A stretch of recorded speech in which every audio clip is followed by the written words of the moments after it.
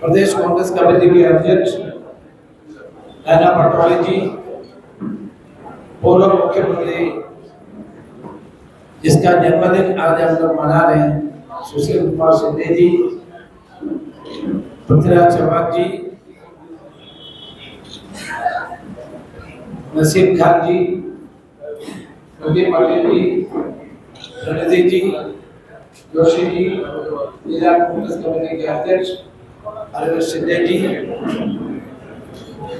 और साथियों, महाराष्ट्र प्रदेश कांग्रेस कमेटी ने यह तय किया था कि हमने 228 कॉन्स्टिट्यूंसी में चुनाव के पहले कार्यकर्ताओं से बात करने का एक कार्यक्रम बनाया।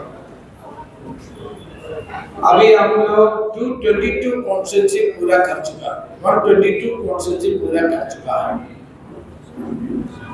आज पूना सिटी और रूरल, शोलापुर, कोल्हापुर, सतारा इतना जिलों के कांग्रेस के पदाधिकारियों से और कांग्रेस के नेता लोगों से, ब्लॉक कांग्रेस कमेटी के अध्यक्ष तक की पदाधिकारियों से बात करेंगे। संगठन को मजबूत करने की एक कार्यक्रम है। आने वाले चुनाव को देख करके संगठन को मजबूत करके जनता के बीच में जा करके कांग्रेस के नीतियों के बारे में और केंद्रीय और प्रदेश में जो सरकार है उनके जनविरुद्ध नीतियों के बारे में लोगों को बताने का एक कार्यक्रम अपनाया। इसलिए हम लोग आज पुणे में हैं। आपसे मिलने के बाद हमारा कार्यक्रम जल्दी शुरू हो जाएगा। मैं एक बात जरूर बताना चाहता हूं, आज कानून और व्यवस्था महाराष्ट्र में पूरा खराब हो चुका है। दिन ब दिन हत्या की खबर हम लोग सुनते जा रहे हैं। जब हम पुणे में आए थे, हमको बताया कि 2 मर्डर पिछले 2 दिनों में हुआ। जहां भी हम लोग जाते हैं तब हम मर्डर के बारे में, हत्या के बारे में, रेप के बारे में, महिलाओं को अपमानित करने की बात, ये सबसे ज्यादा होते जा रहे हैं। कानून और व्यवस्था पूरी तरह खतरा, जनता के जीवन के बारे में नहीं सोचता है। सरकार को अमन की वातावरण बनाए रखने में असफल हो चुका है। से कानून और व्यवस्था कायम रखने का प्राथमिकता देना हर सरकार की जिम्मेदारी है। लेकिन मौजूदा जो प्रदेश की सरकार है, कानून और व्यवस्था को पूरा खत्म कर चुका है। आजकल हर जगह में ये होते जा रहे हैं और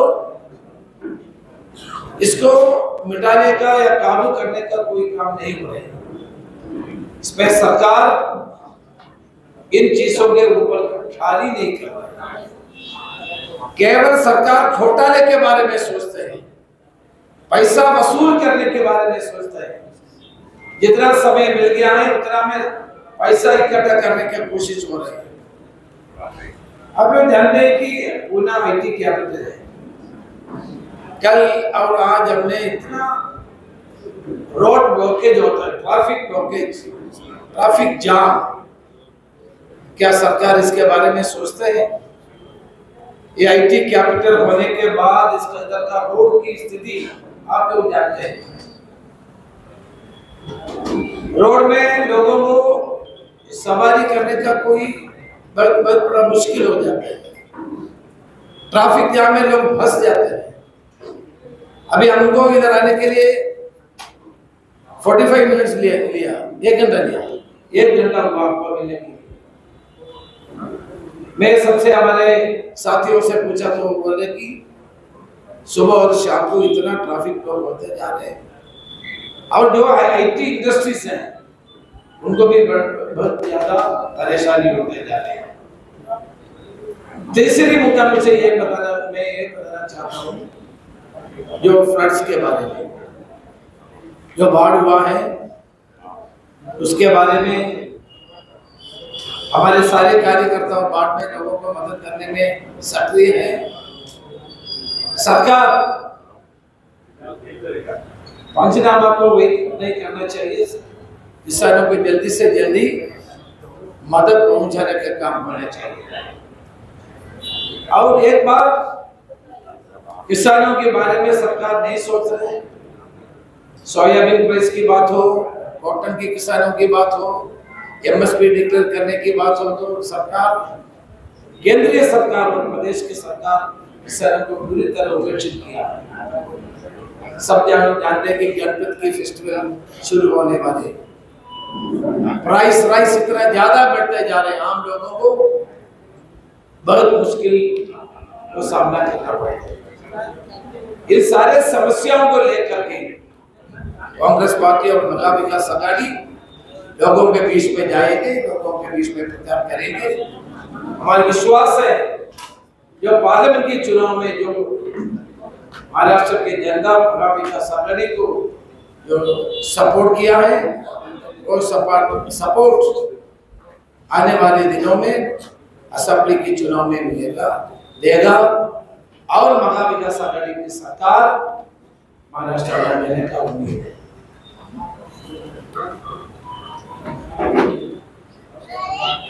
आपल्याला आता विकास महामंडळाची जी जमीन होती 2 एकर, 2.25 एकर जमीन ही बिल्डराच्या घशात टाकलेली आहे। मी आपल्या माहितीसाठी सांगतो, कारण माझ्यासोबत एक टाटा इन्स्टिट्यूटचे कॅन्सरचे मोठे डॉक्टर माझ्याबरोबर होते। ते सांगत होते की महाराष्ट्रामध्ये सध्या कॅन्सरने मरणाऱ्यांची संख्या वाढत चालली आहे। याच्यात हा आपला पुणे भाग आहे, त्या पुणे भागामध्ये याचं प्रमाण जास्त आहे।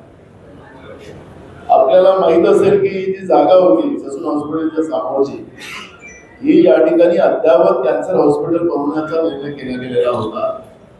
आणि आता आपण पाहिलं असेल की निधी उभी करण्याच्या दृष्टिकोनातून सरकारने एक कॅबिनेट धोरण घेतलं आणि महाराष्ट्रातल्या जेवढ्या काही सरकारच्या ज्या प्रॉपर्टी आहेत त्या आता लीजवर देण्याचा निर्णय केला। आता ही लीज दिली गेलेली आहे ती 90 वर्षासाठी दिलेली आहे आणि हा बिल्डर त्या ठिकाणी आता बिल्डिंग बांधेल, ज्या जमिनीची किंमतच आता 500-700 कोटी रुपयाच्या वर असेल, त्या जमिनीला 70 कोटीमध्ये त्या बिल्डरच्या घशात टाकण्याचं काम या सरकार करते आहे। म्हणजे सांगायचं तात्पर्य असं की बिल्डरचं नातं, माफियांचं नातं, ड्रग माफियांचं नातं या सरकारचं किती ऋणानुबंध आहे हे याच्यातून स्पष्ट होत आहे। जनतेच्या हितासाठी ज्या काही सार्वजनिक जागा आहेत त्या सरकारच्या आहेत, त्या आपलं घर भरण्यासाठी, स्वतःचं घर भरण्यासाठी जनतेला वाऱ्यावर सोडणारे हे सरकार आहे। आणि त्याच्यात पुण्यातलं एक उदाहरण मी तुम्हाला प्रामुख्याने या ठिकाणी मांडलेलं आहे। आपण प्रश्न विचारू।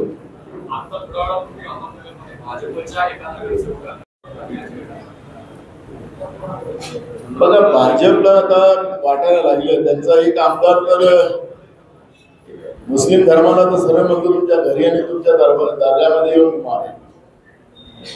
आता त्यांना वाटतं की आमचं तर ते सागर बंगला आमच्यासाठी बिलकुल आमचा देवच आहे असं ते सांगतात। बाप सांगतात, सागर बंगल्यात बाप बसलाय, सागर बंगल्यात त्यांचा बाप बसलेला आहे। पोलीस महासंचालक आता ती बोलला तर मला असं वाटतं की भाजपवाल्यांना मुलीवर अत्याचार करायला, त्यांना म्हणजे बदलापूरचं प्रकरण एक आपल्याला थोडंसं त्याला मांडतो की घटना आता माननीय सुप्रीम कोर्ट हायकोर्टाने ती सूट आपल्याकडे घेतलेली आहे। जेव्हा ते काही स्टेटमेंट आपल्याला बाहेर येतात, त्या 4 वर्षाच्या आणि 5 वर्षाच्या मुलीवर 15 दिवसापासून अत्याचार चालू होते आणि त्या 15 दिवसाचा अत्याचार चालू असताना पालकांनी त्या जे संचालक मंडळ होतं त्या शाळेचं नाव पण आदर्श शाळा आहे. त्या आदर्श नावामध्येच गडबड आहे काहीतरी. तर या आदर्श शाळा नाव होतं, तिथं संचालक मंडळाकडे गेले. त्या संचालक मंडळाने त्या बालकांना तिथून हाकलून लावलं, पोलीस स्टेशनवाल्यांनी हाकलून लावलं. ज्या पोलीस अधिकाऱ्यांना त्यांनी निलंबित केलं असं रेकॉर्डला दाखवलं, तिला त्या पोलीस अधिकाऱ्याला मुंबईमध्ये पोस्टिंग दिली. म्हणजे याच्यामुळे या घटना तुम्ही जे म्हणालात की उदाहरणार्थ तुम्हाला उल्लेख केला की या घटना वाढण्याची कारण काय? गुन्हेगाराला वेळेवर योग्य सजा पनिशमेंट होत नाही. आम्हाला सगळी मुभा आहे आणि तिथं बाप बसलेला आहे सागर बंगल्यामध्ये. त्याच्यामुळे हे सगळे प्रकार घडत राहतील आणि हे लोकांना तर काही लाशरमच नाही. हे म्हणतात की झालं, घटना होत राहतात असं म्हणतात. म्हणजे आता घटना होत राहतात, एकानंतर असं सांगितलं की आम्ही काय पारा देणार आहे शाळेच्या तिथं, असंही म्हणतात. अहो तुम्ही एक सांगा की तुमचा धाकच संपलेला आहे, पोलिसांचं पोस्टिंग पैसे घेऊन तुम्ही करत असाल, तर याच्यापेक्षा काय वाईट असेल?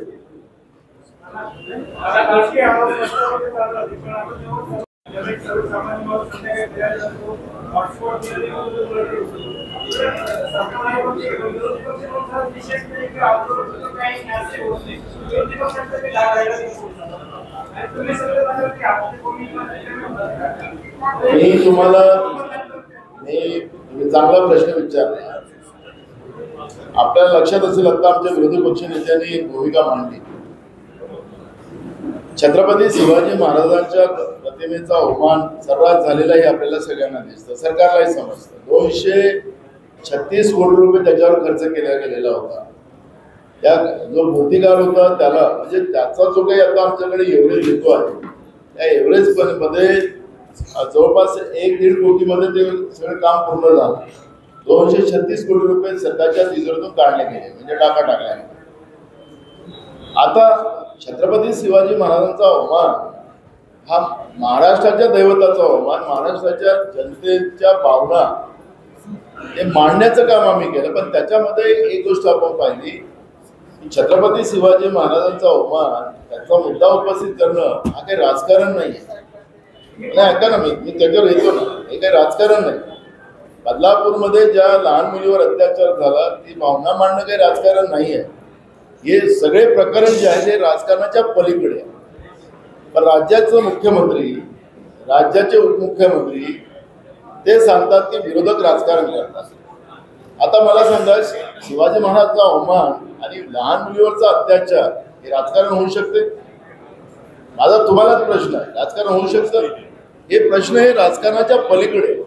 सरकारने सुद्धा तातडीनं विरोधी पक्षाला बोलावून या घटनेमध्ये जे काही चूक झाली त्याच्यातला सुधार आणि महाराष्ट्र कसं, कारण की महाराष्ट्राची प्रतिमा संपते आहे, हा महाराष्ट्राचा अवमान होतो आहे. पण ते आम्ही आंदोलन केलं म्हणून आमच्या विरोधात पुन्हा आंदोलन करतात. सांगायचं तात्पर्य असं की महाराष्ट्रातलं राजकीय जे काही स्टेटस होतं आणि पोलिसांना, आता मी मगाशी MPSCच्या मुलींचा उल्लेख केला, त्यांच्यावर गुन्हे दाखल केले. त्यांनी आता काय ते राजकारण होतं का? तिथं राजकीय माणसं होती. मुद्दा तो नाही आहे. आम्हाला हे मुद्दे आम्ही मांडतो आहे. माध्यमांनाही आमची विनंती अशी आहे की आता ज्या पद्धतीने आम्ही मोर्चा काढला, तातडीनं गुन्हे दाखल करता, म्हणजे तातडीनं म्हणजे कोर्टा आमचा तिकडे तातडीनं वाटच पाहत राहतो, हाजीर हो. आता माझ्यावर किती केसेस असतील, इथं बसलेले अनेक लोकांवर गुन्हे दाखल असतील. आता तर जेव्हा निवडणुकीच्या वेळेस उभं राहायचं म्हणजे आम्हाला TDला पत्र लिहावं लागेल की वा आमच्यावर किती गुन्हे कोणत्या पोलीस स्टेशनमध्ये. म्हणजे कुठेही गेलो, काही बोललो, थोडंसं पैदलच चाललो रस्त्यात. आता मला एक सांगा, परवा मुंबईमध्ये आम्ही गेटवे ऑफ इंडियापर्यंत आम्हाला जायचं, काय वॉक इन डिस्टन्स होते. तिथं आम्ही एकत्रित कुठे झालो, आमच्या हुतात्मा स्मारकात, आणि तिथून आम्हाला जायचं होतं. झालं बंदी आहे. अरे बंदी कशासाठी? बंदी कशासाठी? आम्ही काय तिथं थांबलो नव्हतो, तिथं काय आम्ही ॲजिटेशन करणार नव्हतो. आम्हाला तिथून हुतात्मा स्मारकापासून छत्रपती शिवाजी महाराजांच्या प्रतिमेपर्यंत जायचं होतं. त्याला नाही बंदी आहे, आम्ही तुम्हाला परवानगी देणार नाही. सांगायचं तर की महाराष्ट्र जे आहे आता कायदा सुव्यवस्थेच्या आधारावर ना पत्रकारांचा सन्मान आहे.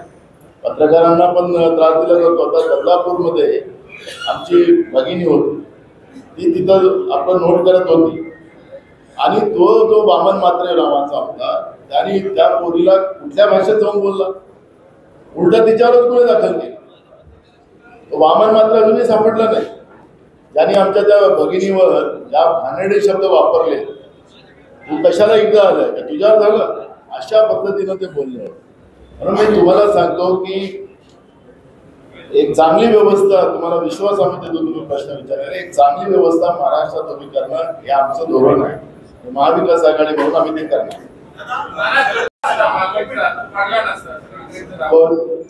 ते तर विद्वान आहेत, त्यांच्याबद्दल काही होता, त्यांनी पैसे खाऊन लोखंडाचा.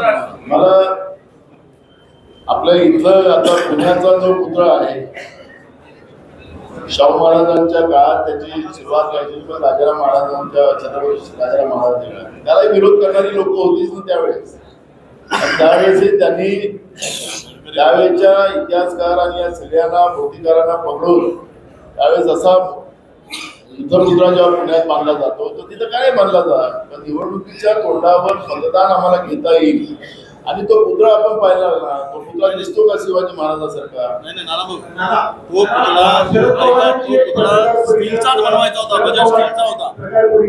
कोल्हापूरला झाली आहे. संख्या आल्यानंतर मुख्यमंत्री पदाचा चेहरा ठरेल, मुख्यमंत्री पद कोणाकडे जाईल हे ठरेल. काय म्हणाले शरद पवार असे म्हणाले की महाविकास आघाडीचं संख्या ही ठरल्यानंतर मुख्यमंत्री पदाचा चेहरा ठरेल. त्याने काय चुकीचं काय बोलले? महाविकास आघाडी म्हणूनच आम्ही पुढे जाणार आहोत आणि महाविकास आघाडीला जेव्हा आमचं संख्याबळ आल्यानंतर सगळं मुख्यमंत्र्याचा चेहरा फायनल होईल.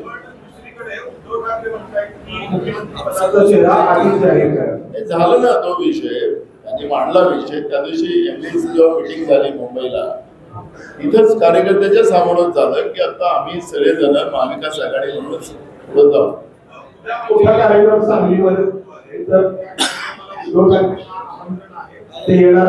नाही, मी त्यांना आमंत्रण दिलेलं होतं, पण त्यांचं कुठंतरी त्यांचा कार्यक्रम असल्यामुळे ते येऊ शकत नाही असं त्यांनी सांगितलेलं.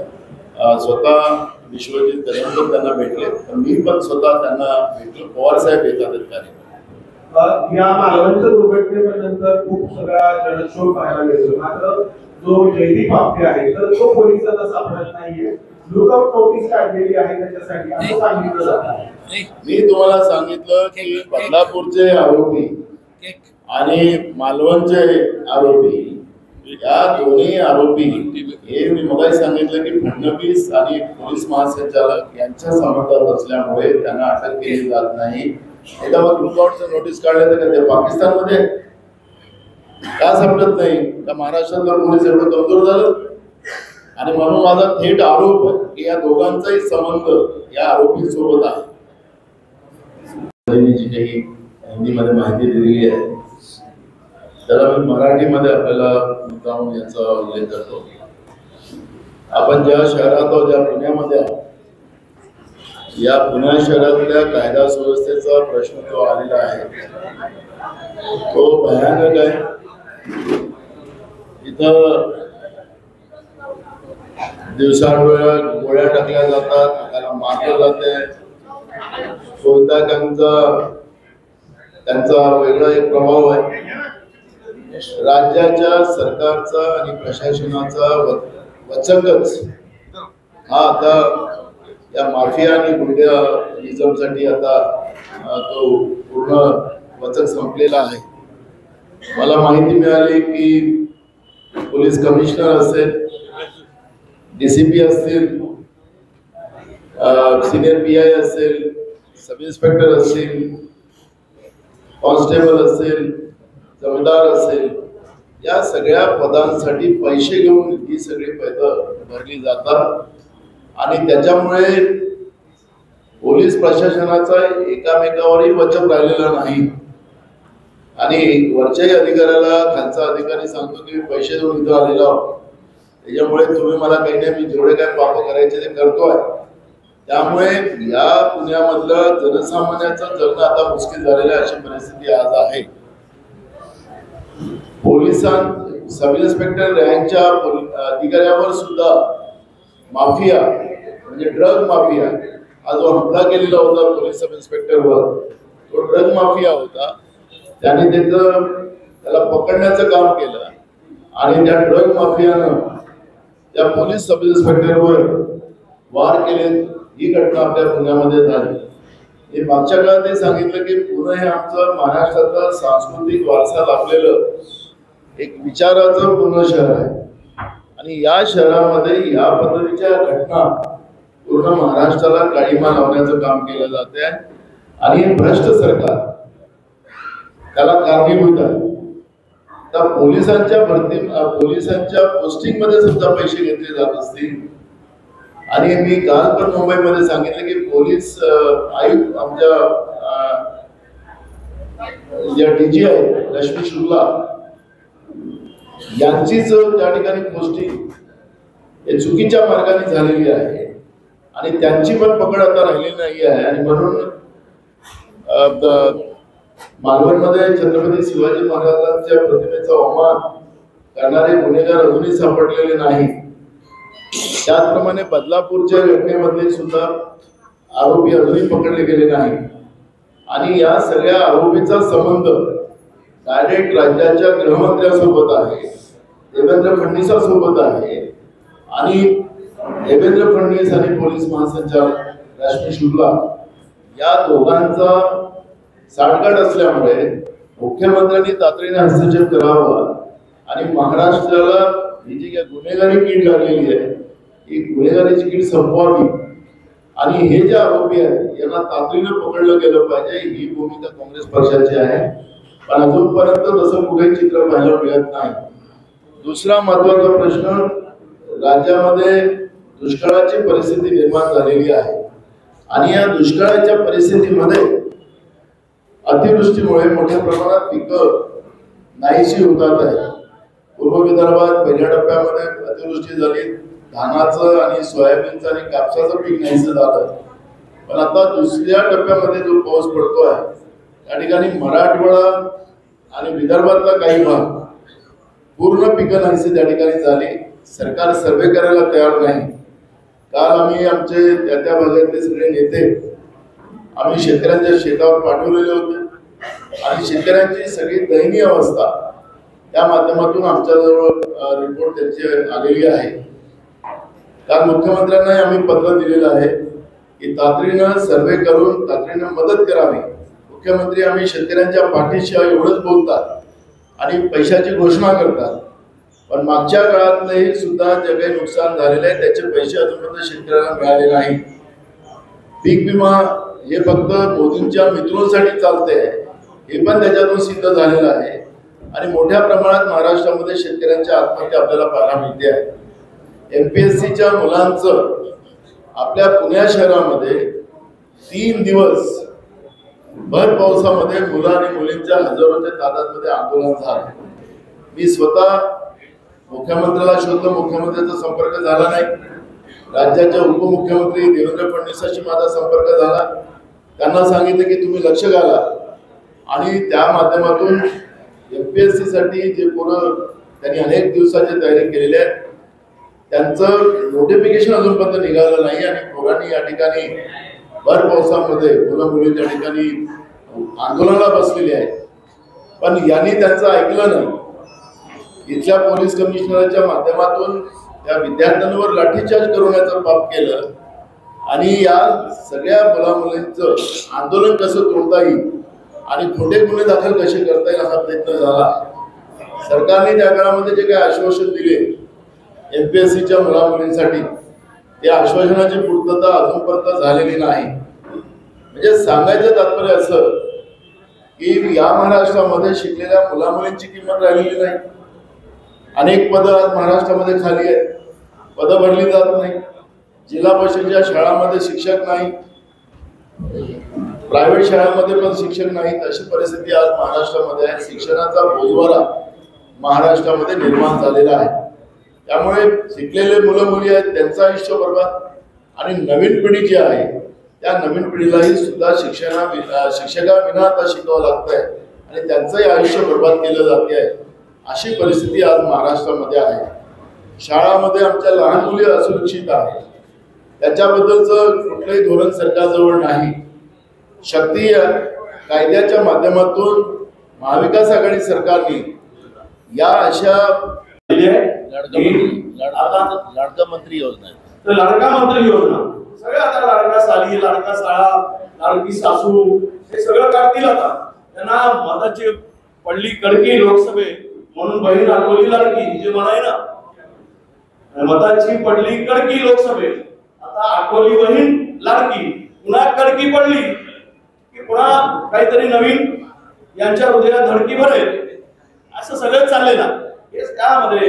म्हणून आपटेला शोधा आणि आपटा त्याला जरा तुमच्यामध्ये दम असेल तर, हिंमत असेल तर, नाहीतर तुम्ही राजीनामा द्या.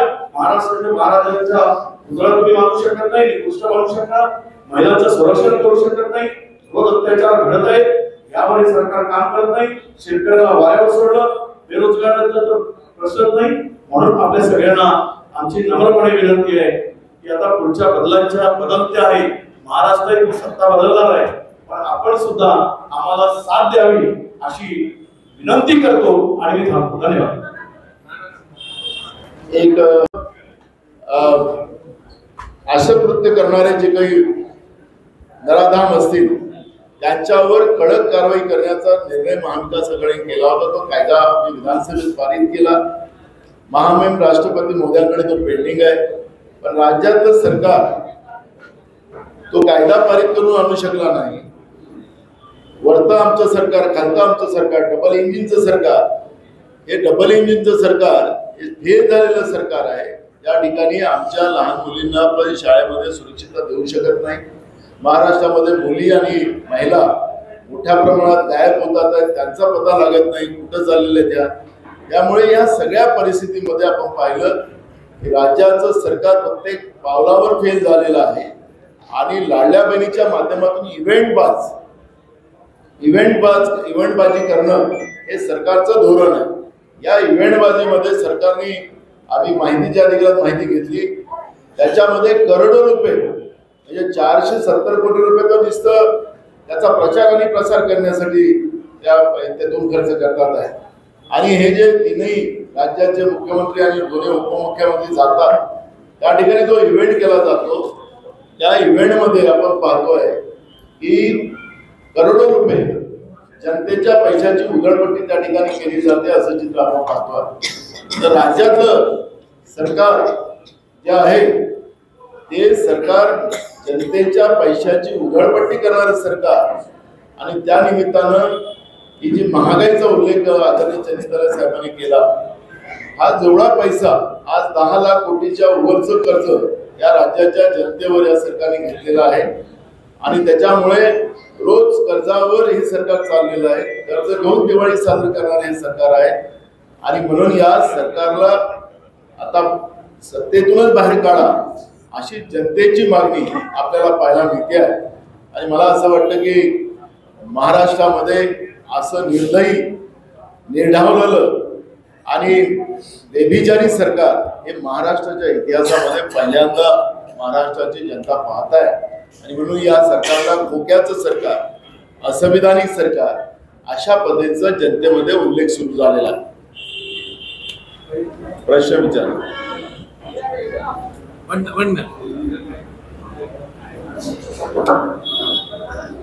जी काही हिंदीमध्ये माहिती दिलेली आहे त्याला मी मराठीमध्ये आपल्याला मुद्दाम याचा उल्लेख करतो. आपण ज्या शहरात आहोत, ज्या पुण्यामध्ये आहोत, या पुणे शहरातल्या कायदा सुव्यवस्थेचा प्रश्न जो आलेला आहे तो भयानक आहे. इथं दिवसाडोळ्या गोळ्या टाकल्या जातात, त्याला मारलं जाते. त्यांचा वेगळा एक प्रभाव आहे. राज्याच्या सरकारचा आणि प्रशासनाचा वचकच हा आता या माफिया आणि गुंडाइझमसाठी आता तो पूर्ण वचक संपलेला आहे. मला माहिती मिळाली की पोलीस कमिशनर असेल, DCP असतील, सिनियर PI असेल, सब इन्स्पेक्टर असतील, कॉन्स्टेबल असेल, जमीनदार असेल, या सगळ्या पदांसाठी पैसे घेऊन ही सगळी पद भरली जातात आणि त्याच्यामुळे पोलीस प्रशासनाचा एकामेकावरही वचक राहिलेला नाही आणि वरच्याही अधिकाऱ्याला खालचा अधिकारी सांगतो की पैसे देऊन इथं आलेला आहोत, त्याच्यामुळे तुम्ही मला काही नाही, मी जेवढे काय पाप करायचे ते करतोय. त्यामुळे या पुण्यामधलं जनसामान्याचं जगणं आता मुश्किल झालेलं आहे, अशी परिस्थिती आज आहे. सब इन्स्पेक्टर रँकच्या अधिकाऱ्यावर सुद्धा माफिया म्हणजे ड्रग माफिया हा जो हमला केलेला होता पोलीस सब इन्स्पेक्टरवर, तो ड्रग माफिया होता. त्याने त्याला पकडण्याचं काम केलं आणि त्या ड्रग माफियानं त्या पोलीस सब इन्स्पेक्टरवर वार केले. ही घटना आपल्या पुण्यामध्ये झाली. हे मागच्या काळात ते सांगितलं की पुणे हे आमचं महाराष्ट्राचा सांस्कृतिक वारसा लाभलेलं एक विचाराचं पूर्ण शहर आहे आणि या शहरामध्ये या पद्धतीच्या घटना पूर्ण महाराष्ट्राला काळीमा लावण्याचं काम केलं जाते आणि हे भ्रष्ट सरकार त्याला कारणीभूत आहे. त्या पोलिसांच्या पोस्टिंग मध्ये सुद्धा पैसे घेतले जात असतील आणि मी काल पण मुंबईमध्ये सांगितलं की पोलीस आयुक्त आमच्या ज्या DG आहेत रश्मी शुक्ला यांचीच त्या ठिकाणी पोस्टिंग हे चुकीच्या मार्गाने झालेली आहे आणि त्यांची पण पकड आता राहिलेली नाही आहे आणि म्हणून मालवणमध्ये छत्रपती शिवाजी महाराजांच्या प्रतिमेचा अवमान करणारे गुन्हेगार अजूनही सापडलेले नाही.